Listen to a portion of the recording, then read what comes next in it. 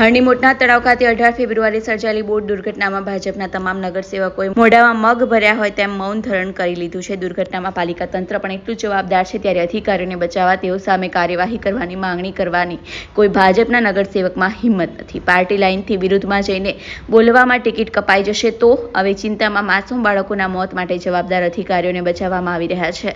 ત્યારે આજે ભાજપના વોર્ડ 15ના નગરસેવક આશિષ જોશી સામાન્ય સભામાં કરેલા સ્ફોટક નિવેદનોને આભારે સ્તબ્ધ કરી દીધી હતી. સામાન્ય સભામાં રજૂઆત અત્યારે કરી કે જે પ્રમાણે કોંગ્રેસના કોર્પોરેટર ફ્લોર પર બેઠા છે, આગામી સભા સુધીમાં માન્ય કમિશનર શ્રી જે કોઈ અધિકારી છે જવાબદાર તેના નામ જાહેર નહીં કરે તો અમે પણ આવતી સભાથી ફ્લોર પર બેસીને એનો સખત રીતે વિરોધ કરીશું. આ પ્રમાણેની રજૂઆત કરી છે. બીજી રજૂઆત એવી છે કે જે પણ આ પીપીપી મોડલથી આપણે આ શહેરને વેચવા કાઢીએ છીએ ત્યારે નગરજનોનું હિત શું છે, કોર્પોરેશનને એમાં કેટલો રેવન્યુ મળવાનો છે, એની કોઈ પણ પ્રકારની નોંધ કે જોગવાઈ જોયા વગર જે આ પ્રોજેક્ટો આપી દેવામાં છે એને તમામને રિવ્યૂ કરવા જોઈએ. એ પ્રમાણે માટે પણ મેં એક આરટીઆઈ પણ કરેલી છે. આપ બધા જ મનુષ્ય છો, આ ધરતી પર આવ્યા છો અને મહાદેવના આશીર્વાદ છે મારા પર. જે પણ કંઈ થશે એ મહાદેવની ઈચ્છાથી થશે. નીચેવાળાની મને કોઈ એ દુઃખ નથી. હું સાચું જે કહેવાનું હતું એ પ્રદેશમાં પણ કહી ચૂક્યો છું કે આ બાબતે કોઈ પણ જાતના બાંધછોડ નહીં ચલાવવામાં આવે અને અધિકારીઓને કડકમાં કડક સજા થવી જોઈએ. જે દરખાસ્ત અહીંયાથી જ અંગ્રેજીમાં તૈયાર કરીને મેં ડોર ટુ ડોરમાં પણ આ જ પ્રકારે બોલ્યો હતો. ઇંગ્લિશમાં નિયમો તૈયાર કરીને ક્લોઝ એવા રખવામાં આવે છે કે આપણે પેનલ્ટી નથી કરી શકતા. આ જ પ્રમાણેનો આ બી વિષય છે. અંગ્રેજીમાં લખીને તમે દરખાસ્ત મોકલી દીધી. શું ડિટેલમાં છે એના પર કોઈ પણ પ્રકારની ચર્ચા જો ન થઈ હોય જે તે ટાઈમ અત્યારે બધાએ જ જોયું, કોઈની હાજરીમાં કોઈ આ લખાણ વંચાયું નથી.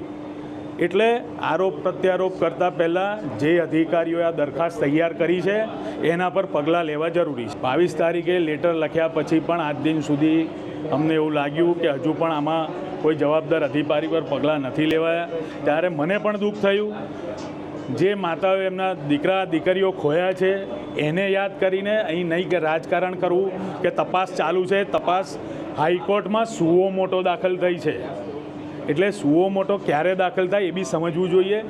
હાઈકોર્ટમાં સુઓ મોટો દાખલ થઈ છે એટલે તપાસ ચાલુ છે. એના નામે આપણે એવું ન કહી શકીએ કે અમે કશું બોલી નથી શક્યા, મેટર જ્યુડિશિયલ છે.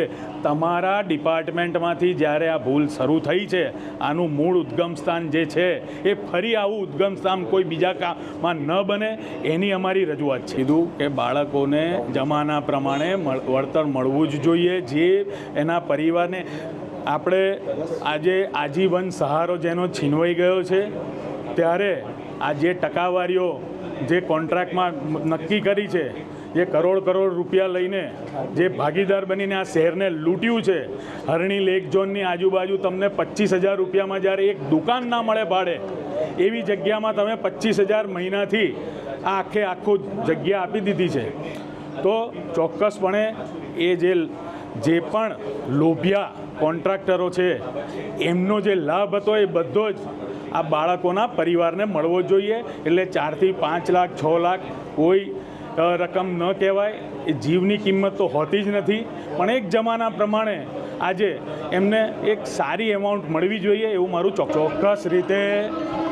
જ્યારે કોઈ કોર્પોરેટરનું કોઈ ધ્યાન નથી હોતું, પણ જે કોઈ ઇજારદાર છે એ ઇજારદાર અને અધિકારીઓ ભેગા થઈને આ પ્રમાણેની દરખાસ્ત, એમાં ચોક્કસ નિયમો જેમાંથી કેવળ ને કેવળ ઇજારેદારને જ ફાયદો થાય એ પ્રમાણેના નિયમો અને કરીને આ કોન્ટ્રાક્ટને એમઓયુ આપવામાં આવે છે. એટલે હું ચોક્કસ કહીશ કે આ દરખાસ્તો 2 જણ ભેગા થઈને પાર્ટીઓમાં ને ફાર્મ હાઉસ પર બનતી હોય છે. કોઈના ઇશારે કામ દરખાસ્ત મંજૂર નથી. જ્યારે સમગ્ર સભામાં આવતું હોય ત્યારે પ્રજાના હિતમાં માનીને કોર્પોરેટરોને સ્ટેન્ડિંગના સભ્યો એને મંજૂર કરતા હોય છે. પણ એનાથી કોર્પોરેશનને કેટલો ફાયદો થશે એ તગડો પગાર લેતા અધિકારીઓની જ જવાબદારી છે કે એનાથી કેટલો રેવન્યુ કોર્પોરેશનને મળશે, કેટલો રેવન્યુ અને કેટલું નગરની જનતાને એનાથી ફાયદો થશે. રિપોર્ટર સની સિંધે, સત્યમેવ છે તે લાઈવ ન્યૂઝ વડોદરા.